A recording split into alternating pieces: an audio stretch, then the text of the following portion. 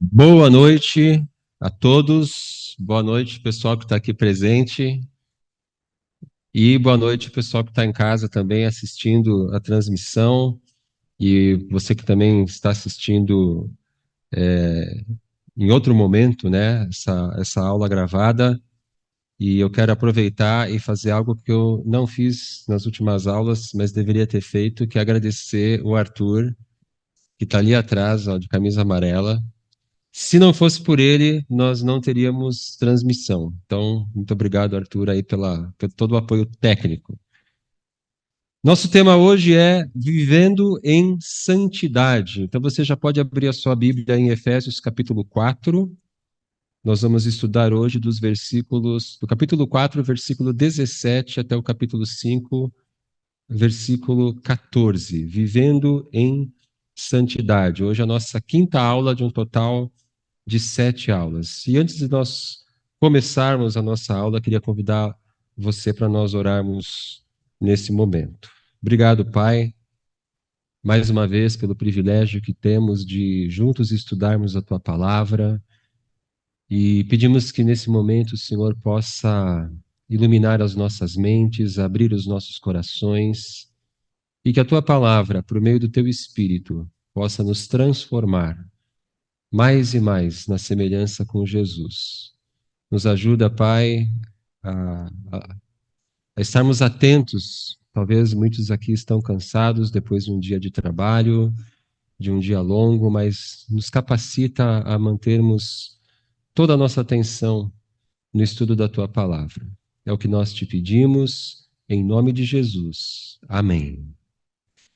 Então, semana passada falamos aí do capítulo 4, de 1 a 16, falamos sobre a unidade da igreja, falamos sobre a diversidade da igreja, e hoje nós vamos dar continuidade, então, ali a partir do versículo 17.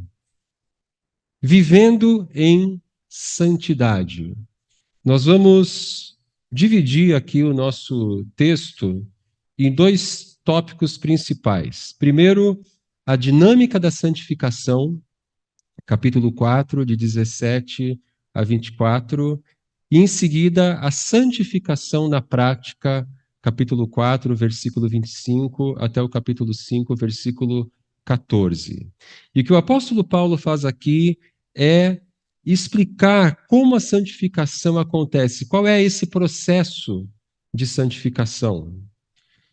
E em seguida, ele nos dá vários exemplos concretos de como esse processo acontece, de como essa dinâmica acontece. Então, uma primeira parte que a gente poderia chamar assim de uma parte mais teórica, e uma segunda parte que seria uma parte mais é, de exemplos concretos, né? Então, por exemplo, capítulo 4, versículo 25, Paulo vai aplicar a dinâmica da santificação com respeito a falar a verdade. Capítulo 4, 26 e 27, sobre a questão da ira. Capítulo 4, versículo 28, sobre o trabalho, como o cristão deve trabalhar honestamente. Capítulo 4, versículos 29 a 31, ele trata dos pecados da língua, como deve ser o falar do cristão. Capítulo 4, 32 a 5:2, ele fala sobre perdão. E capítulo 5, de 3 a 14, ele fala sobre pureza moral. Vivam em pureza como filhos da luz. Então, vamos falar agora sobre a dinâmica da santificação. E eu gostaria de ler com vocês, então, capítulo 4, versículos 17 a 24. Eu vou ler aqui na minha Bíblia, você acompanha aí na sua. Diz assim a palavra de Deus: Assim eu lhes digo, e no Senhor insisto, que não vivam mais como os gentios, que vivem na inutilidade dos seus pensamentos.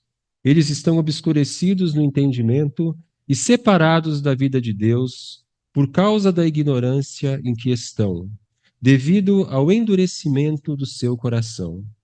Tendo perdido toda a sensibilidade, eles se entregaram à depravação cometendo com avidez toda espécie de impureza. Todavia, não foi isso que vocês aprenderam de Cristo. De fato, vocês ouviram falar dele e nele foram ensinados de acordo com a verdade que está em Jesus. Quanto à antiga maneira de viver, vocês foram ensinados a despir-se do velho homem que se corrompe por desejos enganosos, a serem renovados no modo de pensar e a revestir-se do novo homem, criado para ser semelhante a Deus, em justiça e em santidade provenientes da verdade. Então, a primeira coisa que Paulo fala aqui sobre a dinâmica da santificação é que nós precisamos abandonar a nossa antiga vida. Esse é o apelo que ele faz para os Efésios. E esse é o apelo que a palavra de Deus faz para nós hoje. E ele descreve aqui nos versículos 17 a 19 como era a nossa vida antes de conhecermos a Cristo. E ele diz então: não vivam mais como os gentios, não vivam mais como aqueles que não conhecem a Deus, como os pagãos, como os ímpios. E como essas pessoas vivem?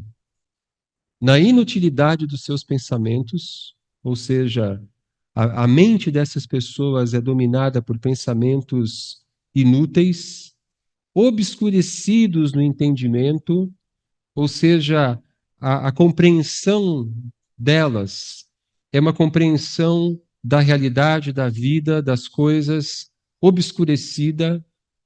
Eles estão em trevas, eles estão na escuridão, eles estão separados da vida de Deus, sem comunhão com Deus. Eles estão com seus corações endurecidos, devido ao endurecimento do seu coração, diz o versículo 18. Tendo perdido toda a sensibilidade, eles se entregaram à depravação, cometendo com avidez toda espécie de impureza. Ou seja, eles perderam toda a sensibilidade para o mal, diz o versículo 19. Então a gente percebe aqui quase que uma evolução do mal. Pensamentos inúteis, o entendimento obscurecido, longe de Deus, o coração endurecido e perderam toda a sensibilidade para o mal. Ou seja, as pessoas são capazes de cometer pecados, de prejudicar outros, de prejudicar a si mesmo, e para elas isso parece uma coisa normal. Coisas que antes chocavam, hoje não chocam mais. E então eles perderam toda a sensibilidade, se entregaram à depravação, cometendo com avidez. Essa é uma expressão muito interessante. Avidez significa com vontade, né? Quando você está, por exemplo, com fome e você está diante de um prato de comida e você está há muito tempo sem comer, você come com avidez, né? Você come com vontade. E aqui diz, cometendo com avidez toda espécie de impureza. E Paulo então diz que nós que agora pertencemos a Cristo, nós não devemos mais viver dessa maneira. E aí ele fala sobre o revestir-se do novo homem, ou da nova humanidade, como vai aparecer em seguida. E ele diz então nos versículos de 20 a 24: Todavia não foi isso que vocês aprenderam de Cristo, ou seja, a partir de agora, que vocês conhecem a Cristo, vocês aprenderam um novo estilo de vida. Vocês agora pertencem a uma nova humanidade. Versículo 22. Quanto à antiga maneira de viver, vocês foram ensinados a despir-se do velho homem que se corrompe por desejos enganosos, a serem renovados no modo de pensar e a revestir-se do novo homem, criado para ser semelhante a Deus em justiça e em santidade provenientes da verdade. Então, a imagem que Paulo usa aqui, a metáfora que ele usa, É a metáfora da troca de roupa. A santificação nada mais é do que nós nos despirmos do velho homem, da velha mulher. Isso significa as antigas crenças, os antigos valores, os antigos comportamentos que caracterizam os gentios. Nós já vamos ver alguns deles. E o revestir-se do novo homem ou da nova mulher. Então você se despe dessa velha humanidade e você se reveste de uma nova humanidade. Você assume agora novas crenças, novos valores e novos comportamentos que caracterizam a nova vida em Cristo. Então, basicamente, santificação é trocar de roupa. Agora que nós estamos em Cristo, as velhas roupas da mentira, da desonestidade, da imoralidade, do ódio, etc., já não servem mais em nós, já não combinam mais conosco. Quando a gente conhece a Cristo, mesmo uma pessoa nova convertida, mesmo uma pessoa que não tem muita instrução na fé, mas no momento em que ela crê no Evangelho, que o Espírito Santo de Deus vem habitar nela, ela praticamente de uma forma intuitiva se sente mal fazendo determinadas coisas. É claro que isso é apenas o começo da caminhada. Como nós vamos ver, nós precisamos ser instruídos na palavra de Deus, nós precisamos aprender e ter a nossa mente engajada num processo de aprendizado do que significa essa nova vida. Mas mesmo uma pessoa que está iniciando na fé, pouco instruída, ela intuitivamente não se sente mais bem mentindo, ela não se sente mais bem agredindo outras pessoas, e etc, etc. Essas roupas velhas, elas não combinam mais conosco. Elas ficam feias em nós. É como você colocar uma calça de uma criança, um adulto tentar colocar uma calça de uma criança, ou como você pegar uma roupa que está dentro de um container de lixo, uma roupa suja, mal cheirosa, e você querer colocar aquela roupa e usar aquela roupa para trabalhar, por exemplo. Não vai dar certo, não combina. Elas devem ser substituídas pela verdade, pela honestidade, pela pureza, pelo amor, etc. E esse é um processo de renovação diária e para toda a vida. Então, a nossa santificação, essa troca de roupa, é algo que vai acontecer o tempo todo, até a nossa morte, nós estaremos nesse processo. Mas nós precisamos o tempo todo vivenciar isso, precisamos o tempo todo nos dedicar a esse processo de nos revestirmos da nossa nova humanidade em Cristo. Eu falei daquela reação intuitiva do novo convertido, mas esse é só o começo. Porque esse não é um processo que acontece espontaneamente. Ele exige esforço da nossa parte. Nós não temos, isso é uma coisa bem importante, nós não temos parte alguma em nossa salvação. Nós vimos isso no capítulo 2, versículos 8 e 9. Pois vocês são salvos pela graça por meio da fé, e isto não vem de vocês, é dom de Deus, não por obras, para que ninguém se glorie. Porém, nós somos colaboradores com Deus em nossa santificação.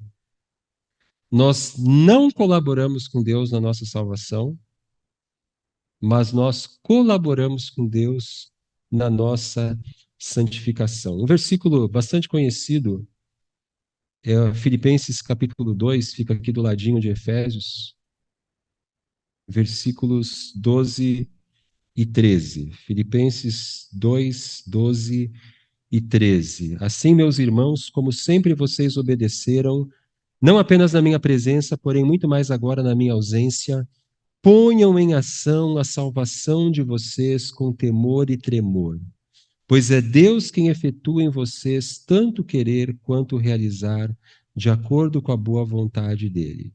Outras traduções trazem desenvolvam a salvação de vocês, no sentido de santificação, né? Peguem essa salvação que vocês receberam pela graça e agora se santifiquem.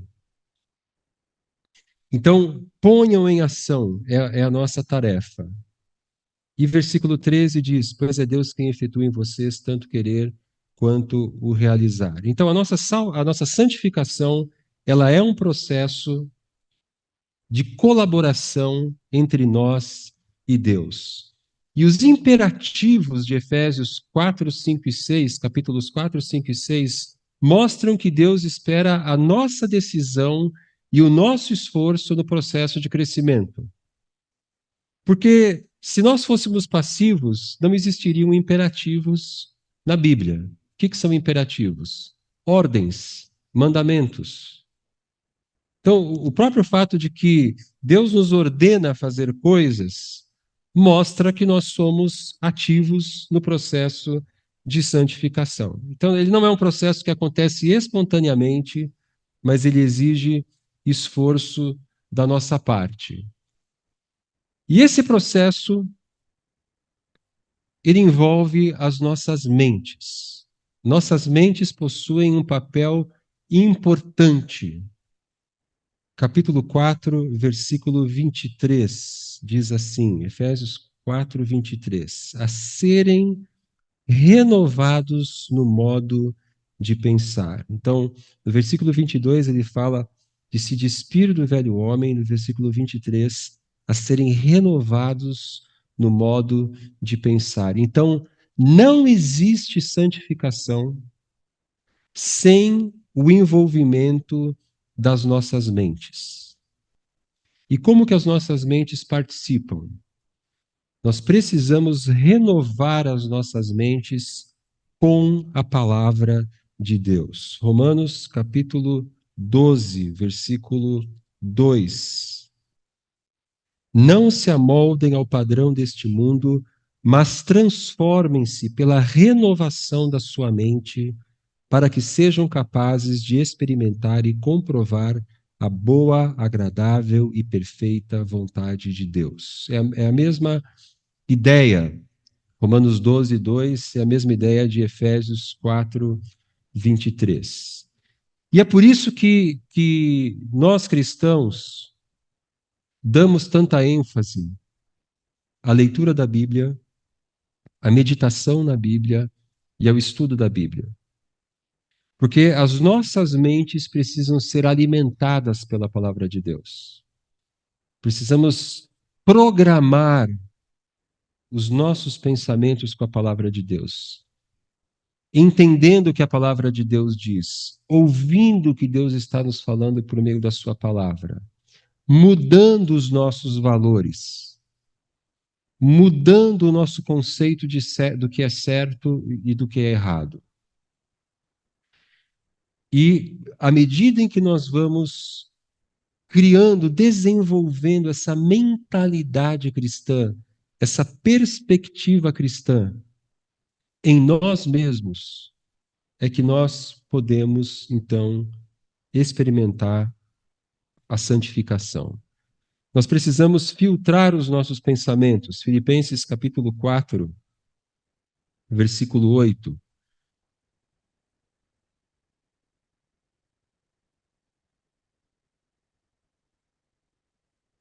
Finalmente, irmãos, tudo que for verdadeiro, tudo que for nobre, tudo que for correto, tudo que for puro, tudo que for amável, tudo que for de boa fama, se houver algo de excelente ou digno de louvor, pensem nessas coisas. Então, alimentarmos a nossa mente com a palavra de Deus e limparmos a nossa mente de tudo aquilo que não edifica, de tudo aquilo que não acrescenta às nossas vidas. Então, nós podemos dizer que a batalha da santificação, ela começa a ser vencida nas nossas mentes. Um cristão ignorante da palavra de Deus, um cristão que não tem um contato, eu diria até diário, com a palavra de Deus, que não procura ler a Bíblia, estudar a Bíblia, meditar na Bíblia. E um cristão que permite que a sua mente se alimente de coisas inúteis, coisas prejudiciais. Essa pessoa vai ter muita dificuldade em crescer espiritualmente. Então, pense nisso. As nossas mentes possuem um papel fundamental nesse processo. A batalha da santificação começa a ser vencida nas nossas mentes. E vamos então falar agora da santificação na prática. Paulo nos deu aqui o conceito que é despir-se da velha humanidade, do velho homem, da velha mulher, renovar a nossa mente e nos revestirmos agora dessa nova humanidade. Ele nos deu o conceito, né? Esse é o processo. Tire essa roupa que não serve mais, que não combina mais, que é ruim de usar, ou deveria ser pelo menos, e coloca no lugar dela essa roupa nova, essa roupa bonita, essa roupa que combina agora com quem você é em Cristo. Eu coloquei uma imagem aqui de várias pessoas caminhando, né? Lembrando que quando Paulo diz ali no capítulo 4, versículo 1, como prisioneiro no Senhor, rogo-lhes que vivam de maneira digna da vocação que receberam. A palavra que Paulo usa como vivam, o verbo que ele usa, significa literalmente caminhem. Caminhem de maneira digna da vocação. Essa ideia de caminhar é muito legal, porque nós caminhamos, nós estamos indo para diversos lugares, né? Então, nós estamos em casa, nós devemos viver de modo digno da vocação que nós receberam. Nós vamos para o trabalho, nós devemos viver dessa forma. Nós vamos para a faculdade, para a escola, ou, enfim, para onde quer que nós formos, nós devemos, então, viver de maneira digna da nossa vocação. Vamos olhar então alguns exemplos concretos aqui do que significa o revestir-se da nova humanidade.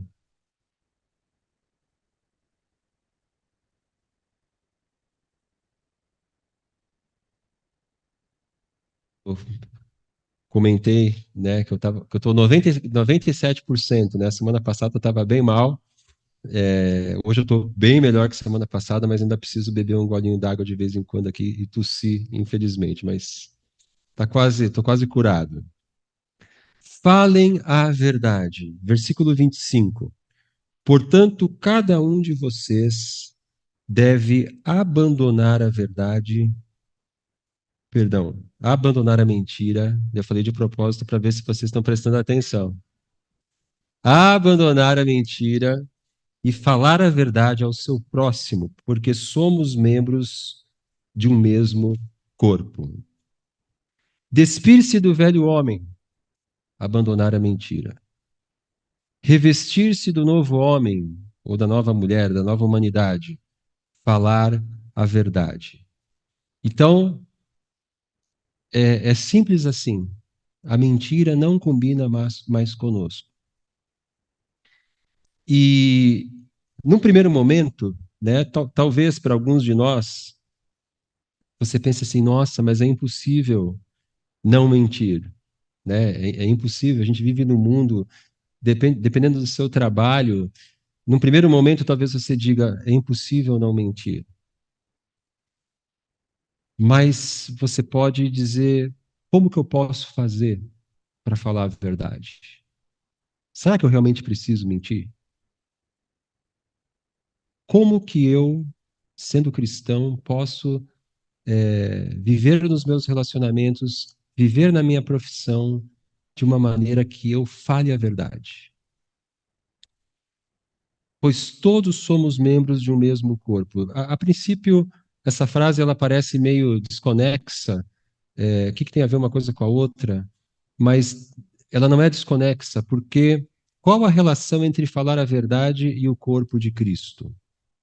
E aqui eu imagino que Paulo esteja falando de falar a verdade num sentido geral, mas no sentido mais particular, o de falarmos a verdade uns para os outros no contexto da igreja. Qual que é a relação entre falar a verdade e o corpo de Cristo? A verdade fortalece a unidade da igreja, e a unidade do casamento, e a unidade da família, e a unidade da amizade. A mentira enfraquece a unidade da igreja. Por uma razão muito simples, óbvia até. Quando nós falamos a verdade, e ainda que essa verdade às vezes seja uma verdade dura, ainda que às vezes seja uma verdade desagradável, mas quando ela é dita com amor, essa verdade dita com amor, ela gera confiança. E quando nós percebemos que o outro mente para nós, que o outro não é sincero conosco, isso destrói a confiança. E isso enfraquece a unidade.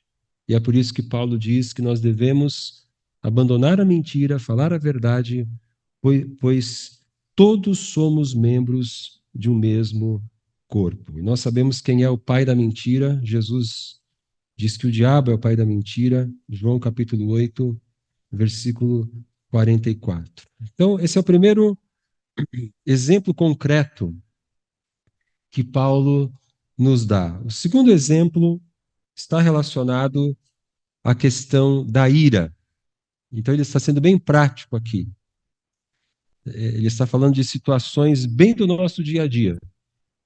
Capítulo 4, versículos 26 e 27. Quando vocês ficarem irados, não pequem.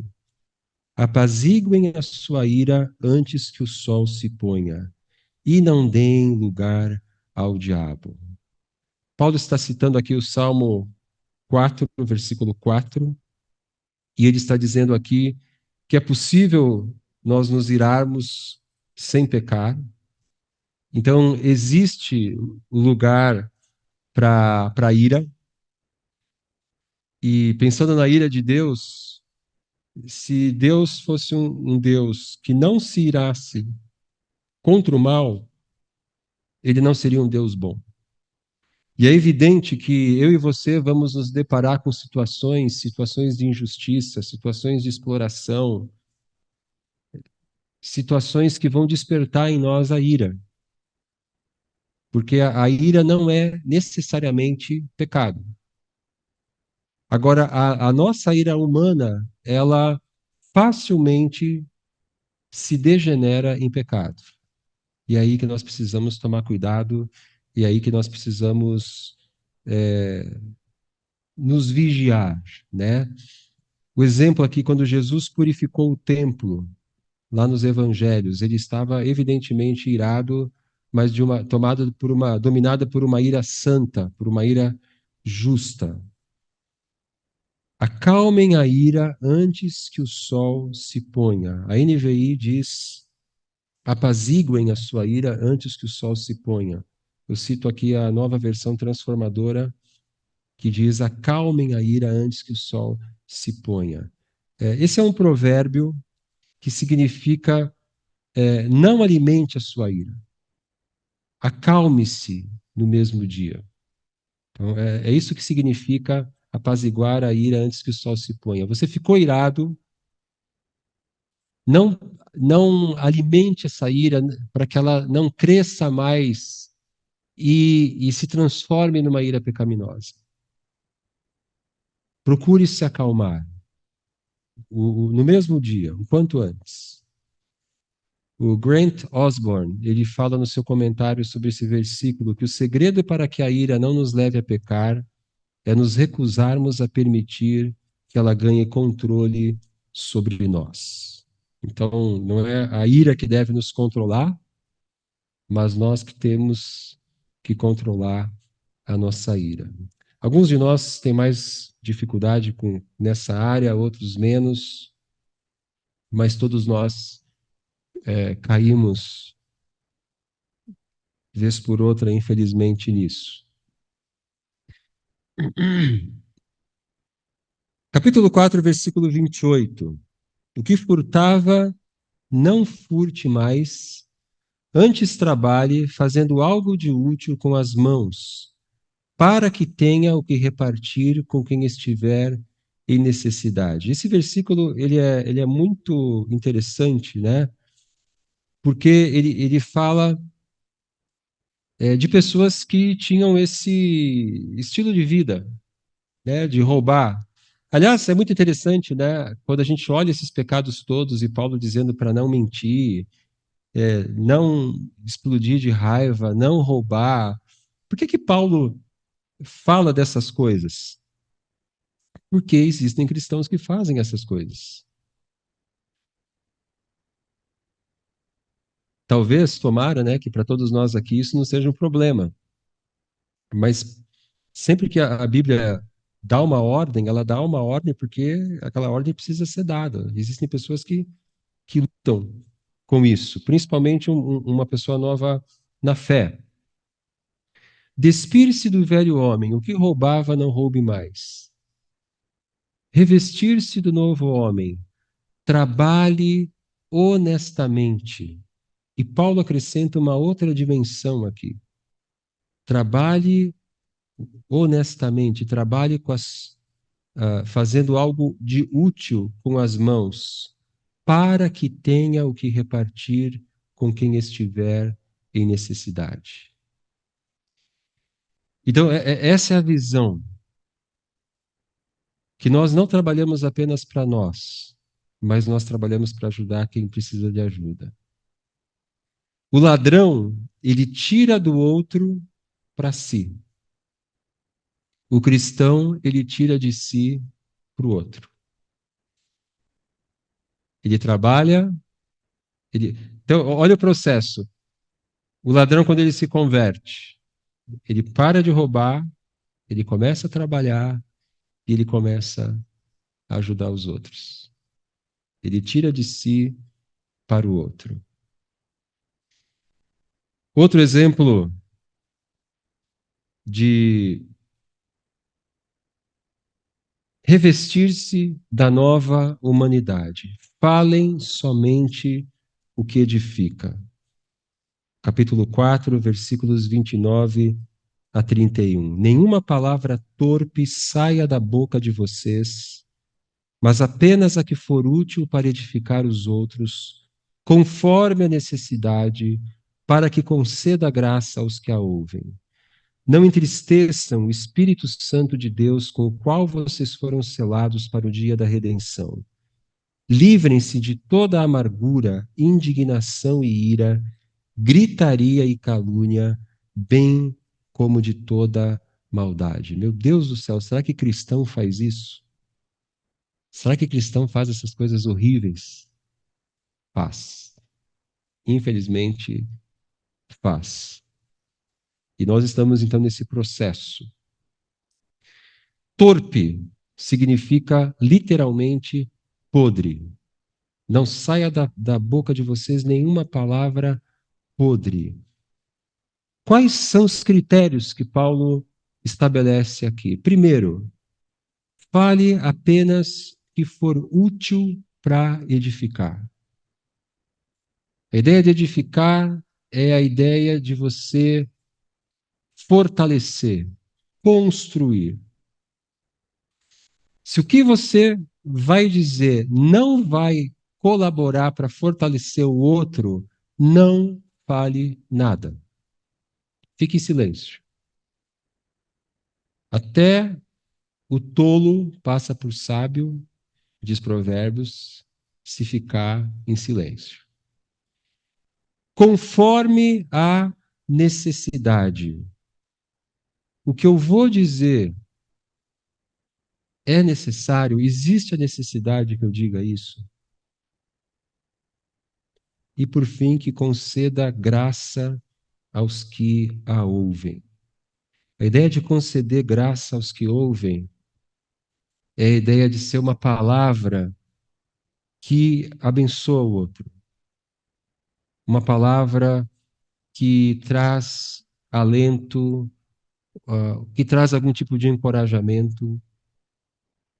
Isso que significa conceder graça, conforto, encorajamento.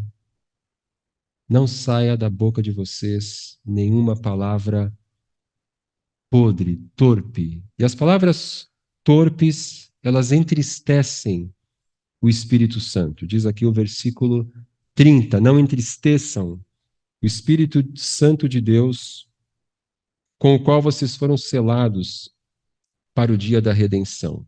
E é claro que vocês se lembraram de Efésios capítulo 1, versículos 13 e 14, né? Uma referência clara aqui. 4:30 é uma referência clara a 1, 13 e 14. Então, o que significa entristecer o Espírito Santo? Quando nós somos dominados pela ira, pela amargura, pela indignação, nós abafamos a voz do Espírito Santo em nós. Nós deixamos de ser cheios do Espírito e nós passamos a ser dominados pela nossa natureza carnal. Nós deixamos de ser aquilo que Paulo vai dizer no capítulo 5, versículo 18: não se embriaguem com vinho que leva à libertinagem, mas deixem-se encher pelo Espírito. Nós deixamos de ser cheios de Espírito para nos tornarmos parecidos com aquelas pessoas do capítulo 4, versículos 17 a 19, aquelas pessoas que vivem na inutilidade dos seus pensamentos, que estão obscurecidos de entendimento, etc. Ele menciona aqui calúnia. A palavra calúnia. Calúnia é quando alguém diz algo acerca de outra pessoa e que não é verdade. E quando existem fofoca e maledicência, né? Maledicência é um termo que significa falar mal dos outros. As fofocas e a maledicência, elas produzem exageros que acabam ferindo pessoas em vez de ajudá-las. Às vezes a fofoca surge até de alguma coisa errada que alguém fez. A maledicência às vezes surge de alguma coisa errada que alguém fez, mas isso é alimentado, é alimentado, é alimentado e muitas vezes acaba se transformando em calúnia. A pessoa errou, a pessoa pisou na bola, mas é dito tanta coisa, tanta outra coisa que a pessoa não fez, o que não era a intenção da pessoa fazer, e isso acaba virando uma calúnia. Então, Paulo descreve aqui uma situação muito triste, né? Principalmente no versículo 31, amargura, indignação, ira, gritaria, quando as pessoas estão exaltadas e elas começam a gritar umas com as outras, bem como de toda maldade. Tem pessoas que querem ferir, tem pessoas que querem destruir a reputação de outras, tem pessoas que querem causar destruição dentro da igreja. Ele não está falando aqui de fora. Dentro da igreja. E Paulo está dizendo: não vivam dessa maneira. Tirem essa roupa suja. Esse estilo de vida podre que a gente traz, às vezes, do contexto familiar, de uma família disfuncional, ou da nossa sociedade que a gente aprendeu.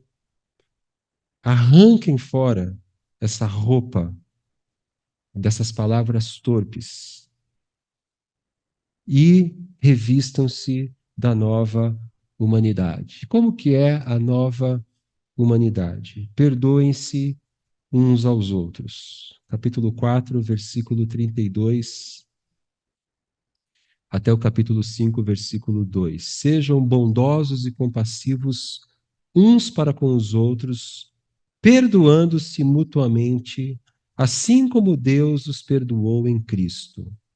Portanto, sejam imitadores de Deus como filhos amados e vivam em amor, como também Cristo nos amou e se entregou por nós como oferta e sacrifício de aroma agradável a Deus. Então, versículo 32, ele é o contrário dos versículos 29 a 31.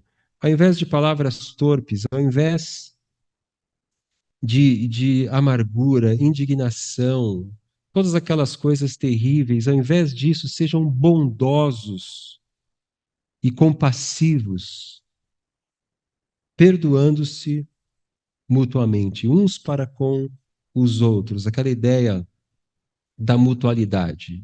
Isso não é algo que Paulo está dizendo apenas para os líderes da igreja, apenas para determinadas pessoas na igreja. Essa é a tarefa de todos nós.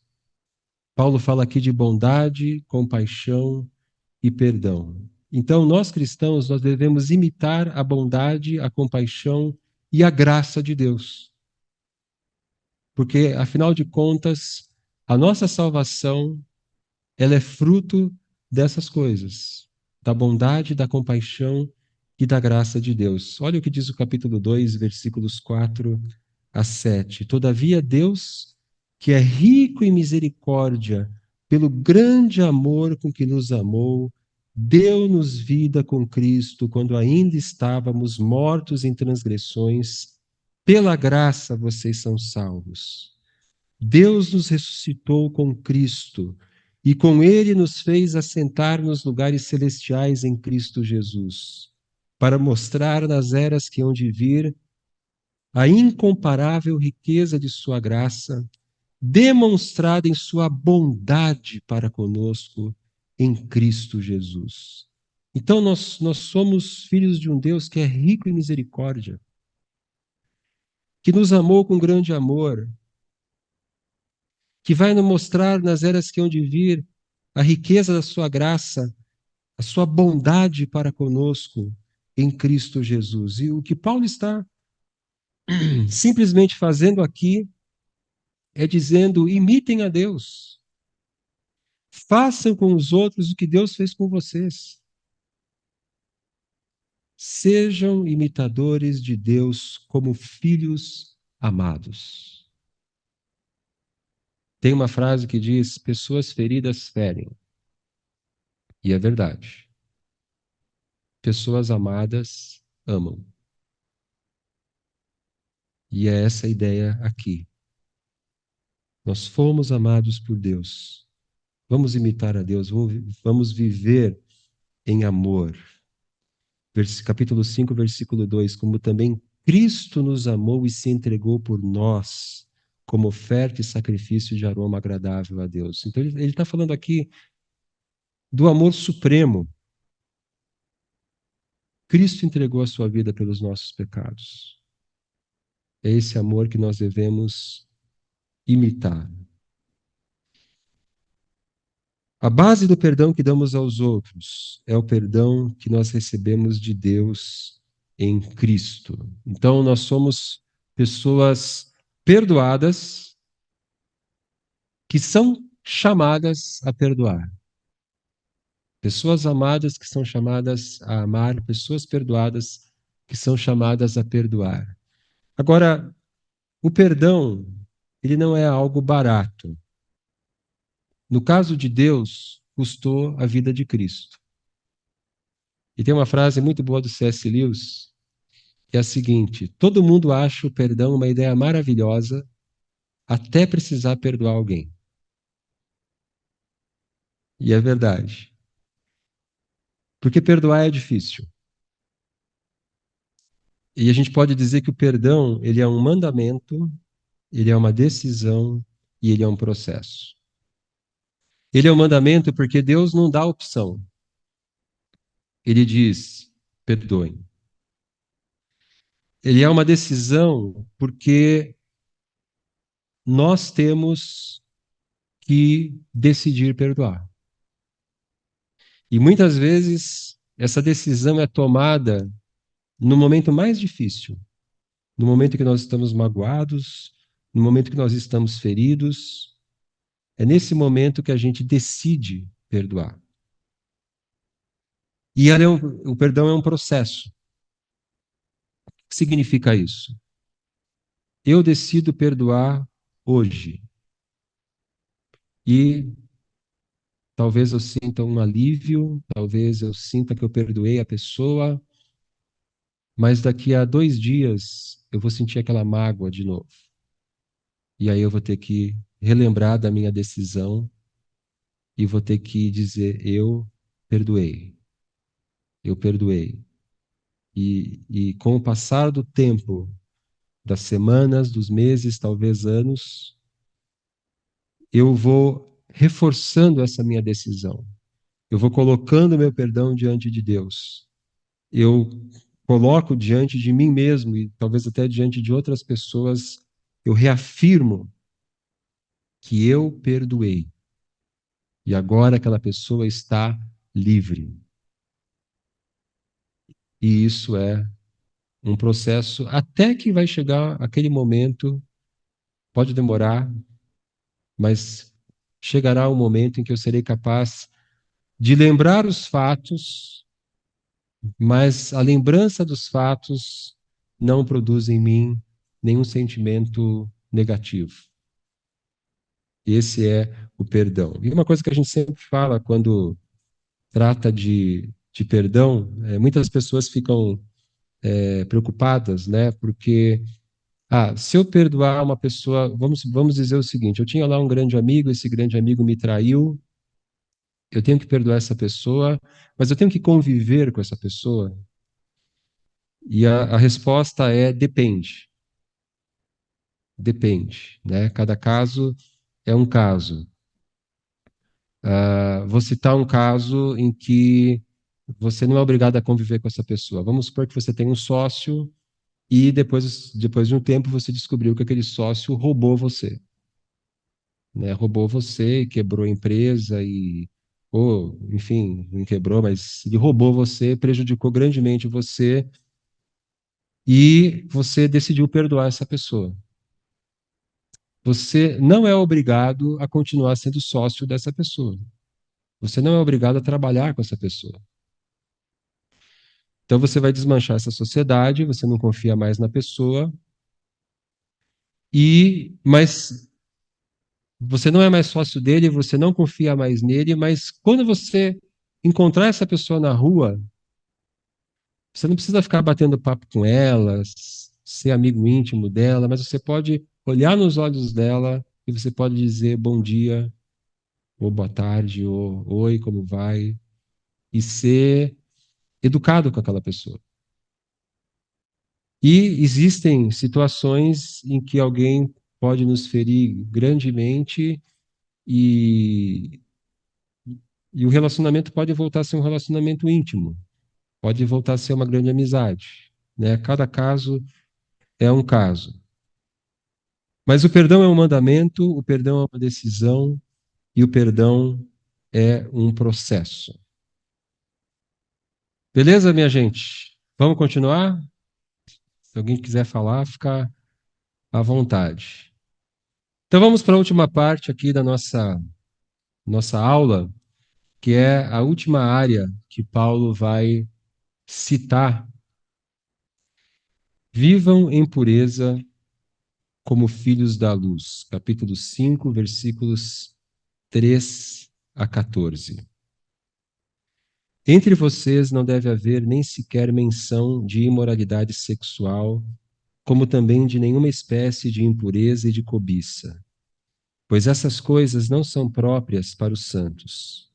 Não haja obscenidade, nem conversas tolas, nem gracejos imorais que são inconvenientes, mas ao invés disso, ações de graças. Porque vocês podem estar certos disso. Nenhum imoral ou impuro ou ganancioso, que é idólatra, tem herança no reino de Cristo e de Deus. Ninguém os engane com palavras tolas, pois é por causa dessas coisas que a ira de Deus vem sobre os que vivem na desobediência. Portanto, não participem com eles destas coisas. Porque outrora vocês eram trevas, mas agora são luz no Senhor. Vivam como filhos da luz. Pois o fruto da luz consiste em toda bondade, justiça e verdade. E aprendam a discernir o que é agradável ao Senhor. Não participem das obras infrutíferas das trevas, antes exponham-nas à luz. porque aquilo que eles fazem em oculto, até mencionar é vergonhoso. Mas tudo que é exposto pela luz torna-se visível, pois a luz torna visíveis todas as coisas. Por isso é que foi dito: desperta, ó tu que dormes, levanta-te dentre os mortos, e Cristo resplandecerá sobre ti. Então, Paulo está falando aqui da questão da imoralidade sexual. O despir-se do velho homem aqui significa eliminar toda a imoralidade, toda a impureza, toda a cobiça. E quando ele fala aqui de cobiça, é cobiça nessa área, né? E o revestir-se do novo homem significa, em vez de imoralidade, em vez desse desejo desordenado,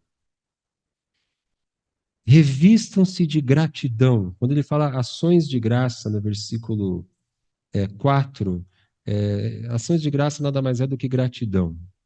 Bondade, justiça e verdade. Versículos 9 e 10. A imoralidade, ela era generalizada no Império Romano, assim como ela é na nossa sociedade atual, né?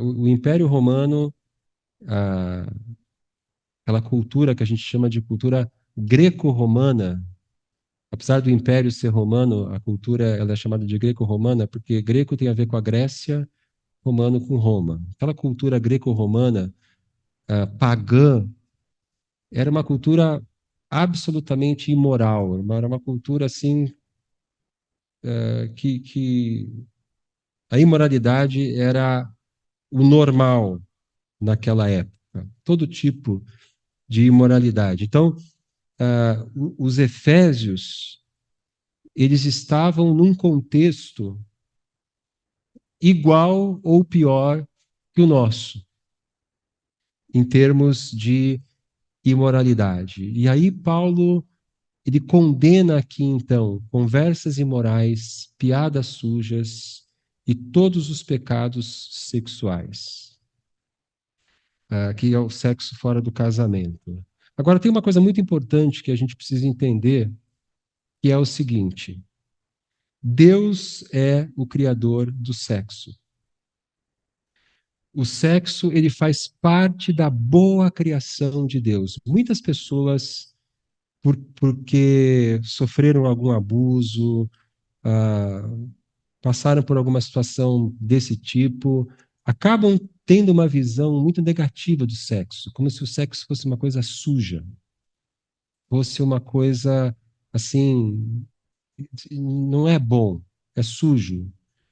Muitos acabam confundindo sexo com pecado, né? Tem até uma interpretação lá em Gênesis do pecado, em Gênesis capítulo 3, que o fruto proibido seria o relacionamento físico e tal.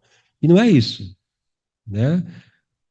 Deus fez Adão e Eva como seres sexuais, ordenou que eles crescessem e se multiplicassem antes da queda, né? Foi Deus que fez o corpo do homem com órgãos sexuais masculinos, o corpo da mulher com órgãos sexuais femininos e disse: olha, multipliquem-se. E o pecado veio depois, e não tinha nada a ver com relacionamento sexual. Então nós precisamos entender que Deus é o criador do sexo, que faz parte da boa criação de Deus, para ser desfrutado livremente no contexto do casamento. E nós temos um livro na Bíblia muito interessante, que é o livro de Cantares de Salomão. Se você não leu ainda, leia, né? Que fala do relacionamento marido e mulher. 1 Coríntios capítulo 7, versículos 3 a 5, diz assim: o marido deve cumprir os seus deveres conjugais para com a sua mulher, e da mesma forma a mulher para com o seu marido.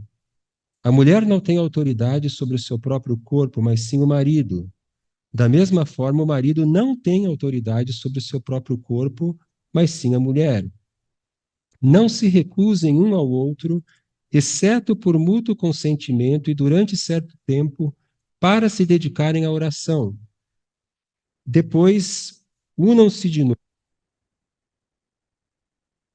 Depois, unam-se de novo para que Satanás não os tente por não terem domínio próprio. Paulo claramente, em 1 Coríntios capítulo 7, dizendo que marido e mulher precisam ter uma vida sexual ativa.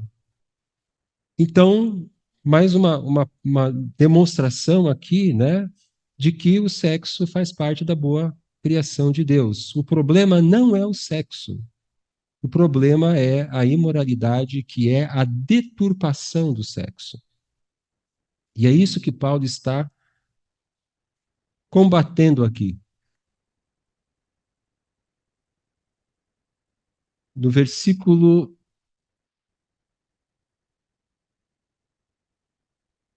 5, a NVI traduziu como porque vocês podem estar certos disso, nenhum imoral ou impuro ou ganancioso que é idólatra tem herança no reino de Cristo e de Deus. A palavra que Paulo usa para ganancioso poderia ser traduzido por cobiçoso. Nesse contexto, ela não se refere à ganância por dinheiro, mas aquele que quer a todo custo satisfazer os seus desejos sexuais. Ou seja, aquela pessoa que fica alimentando os seus desejos e acaba virando uma idolatria. A pessoa que vive, por exemplo, na pornografia, ou que vive querendo um estilo de vida de promiscuidade, e muitas vezes isso acaba dominando a pessoa.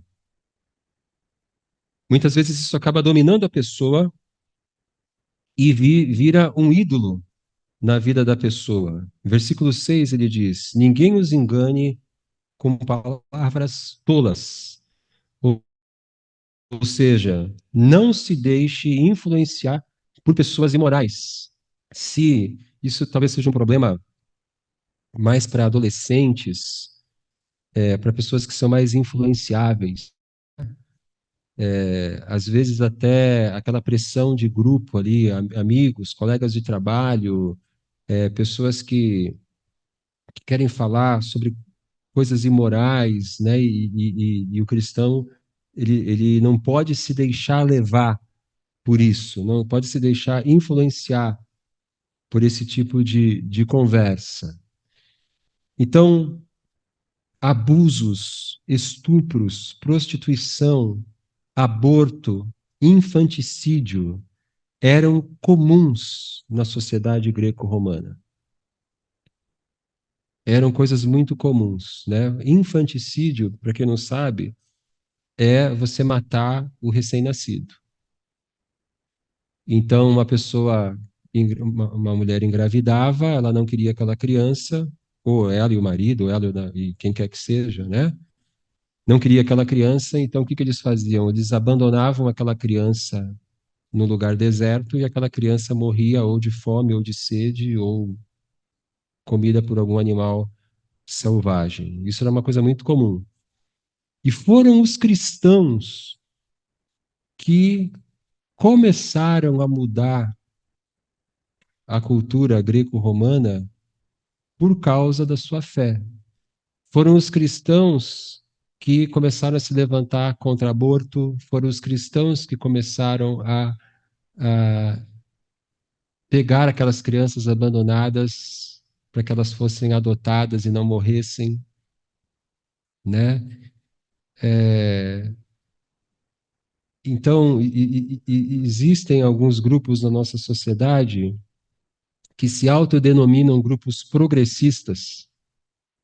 Eu acho essa designação, né? Esse é um partido progressista, que na verdade são partidos regressistas, né? Porque quando você defende aborto e defende.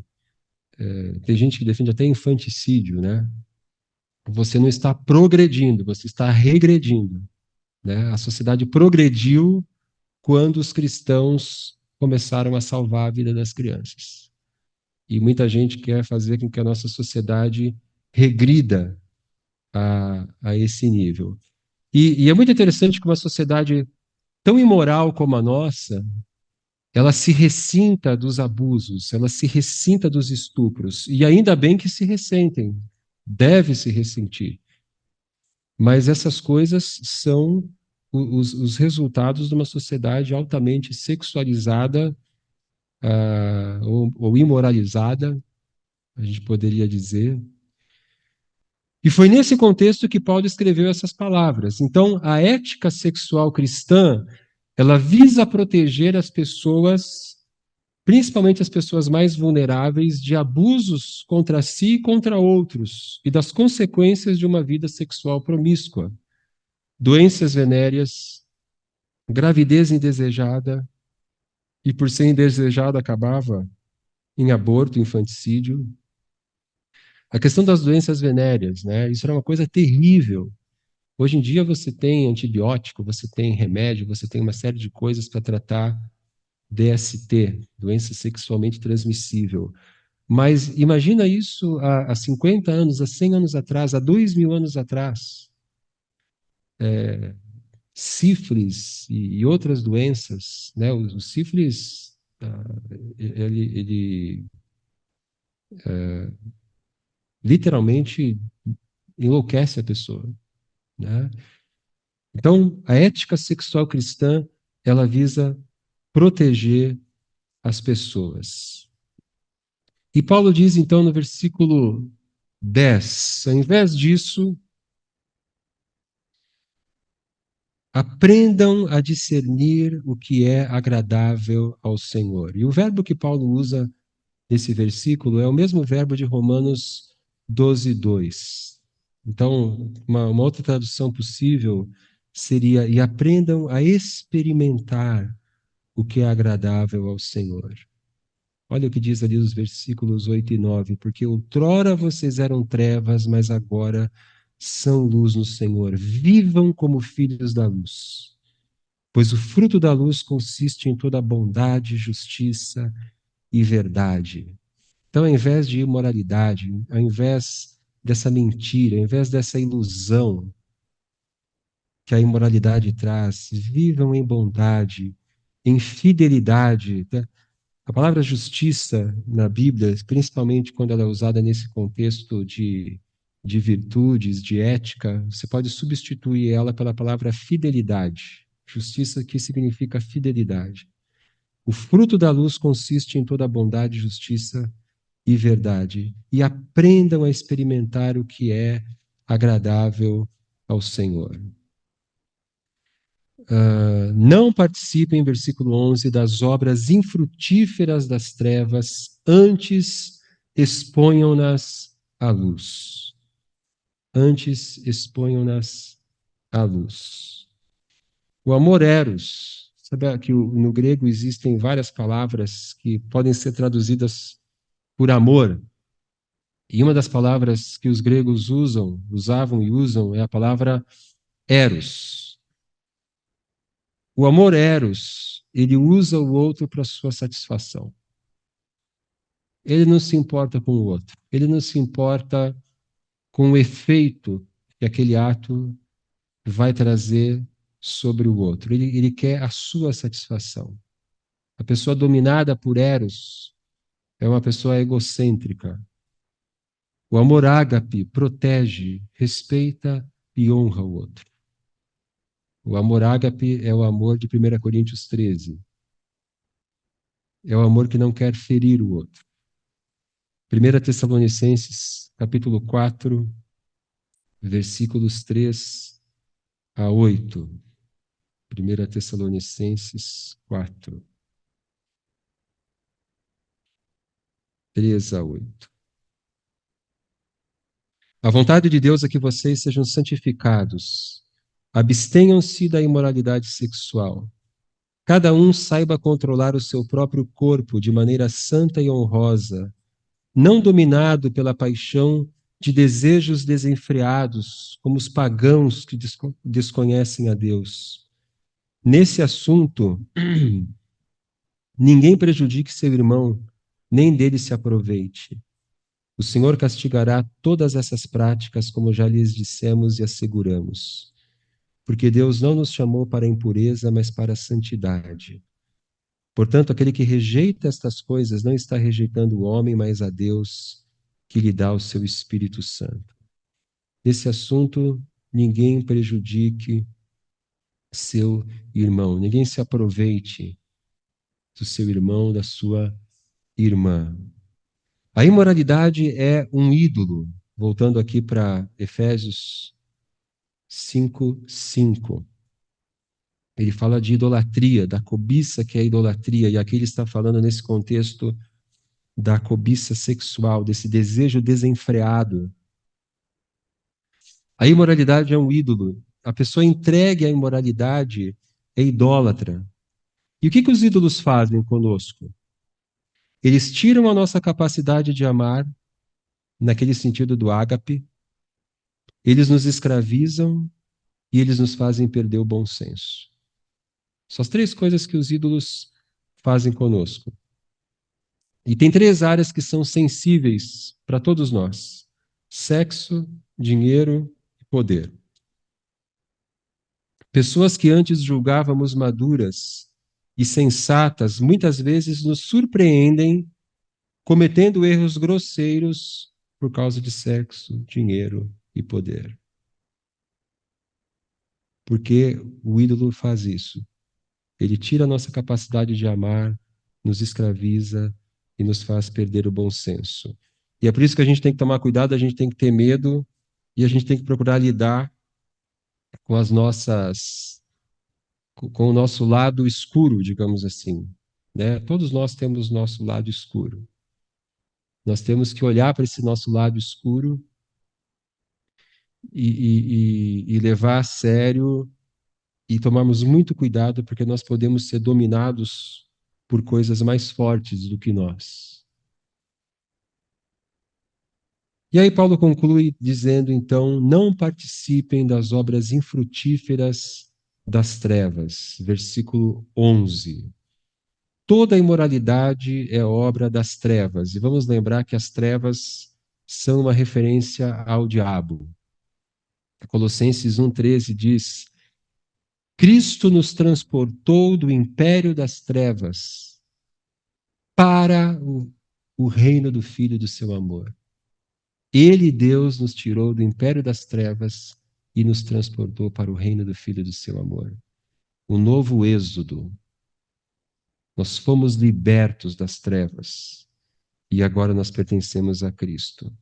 E como que nós expomos as obras das trevas à luz? Como é que a gente faz na prática aquilo que Paulo diz no versículo 11? Não participem das obras infrutíferas das trevas, antes exponham-nas à luz. De uma maneira muito simples, condenando essas coisas e eliminando-as da nossa vida. É assim que a gente expõe à luz. Imoralidade. Eu não quero isso para a minha vida. E eu vou eliminar isso da minha vida. Como nós falamos aqui, né? Para alguns de nós isso vai ser uma luta mais difícil. Talvez você vai ter que pedir ajuda, talvez você vai ter que conversar com seu discipulador, talvez você tenha que pedir ajuda profissional até, procurar um bom conselheiro cristão, mas nós vamos ter que lutar com isso. E é assim que a gente vence nessa área e outras áreas. E para concluir, versículo 14. Por isso é que foi dito: Desperta, ó tu que dormes, e levanta-te dentre os mortos, e Cristo resplandecerá sobre ti.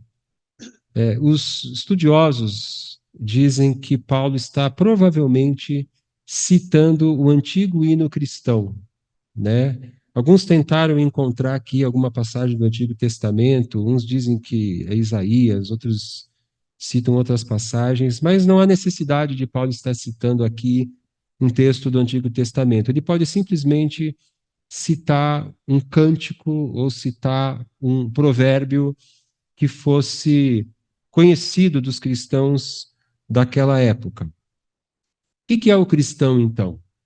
É alguém que ressuscitou espiritualmente para que Cristo resplandeça na sua vida. Paulo fala sobre isso no capítulo 2. Por essa razão, o cristão é chamado a abandonar todo tipo de imoralidade para viver uma nova vida caracterizada pelo fruto da luz. Então, nós somos pessoas ressurretas dentre os mortos, e por causa disso a gente vive uma vida nova, a gente vive uma vida diferente. Muito bem. Eu fui meio hipócrita aqui, porque eu falei para a gente abandonar a mentira e disse para vocês que em 20 minutos a gente terminava a aula, né? O Augusto Nicodemos diz assim, ó, todo pastor, quando diz assim, para concluir, te prepara que ele vai falar mais meia hora, né? Então, me perdoe, irmãos, eu pequei contra vocês, e menti. Mas, por favor, não vá embora. Eu acho que esse é um momento bem importante. Vamos interagir agora para não ficar esse negócio aqui de só eu falar. Vocês também poderem falar um pouquinho. E junte-se com pessoas que estão aí, junto de você. Pode ser dupla, pode ser trio, mas não fica sozinho agora. E vamos gastar aí uns 10 minutinhos, 15 minutinhos, conversando sobre essas três perguntas. De acordo com Efésios 4, de 20 a 24, como a santificação acontece? Qual o nosso papel no processo de santificação? E comente um versículo que te desafiou em nossa aula de hoje. Então você escolhe um versículo, faz um comentário sobre ele e comenta isso aí no grupo. Tá bom? Pessoal que está em casa, se você está com alguém, faça essa interação aí com essa pessoa. Se você está sozinho, responde essas perguntas aí de uma maneira detalhada aí no seu caderno, para você poder processar também aquilo que a gente falou aqui, aquilo que você ouviu. Tá bom? Então, duplas, trios, quartetos, e vamos gastar esse tempo interagindo e processando aí a palavra de Deus. Muito bem, pessoal. Vamos fazer o seguinte, então. Fiquem à vontade, né? Quem quiser continuar conversando, não tem problema. Mas aí, quando vocês terminarem, uma pessoa do grupo ora, e aí nós estamos liberados, tá bom? Então, vamos concluir dessa maneira, e com isso nós encerramos aqui a nossa aula hoje.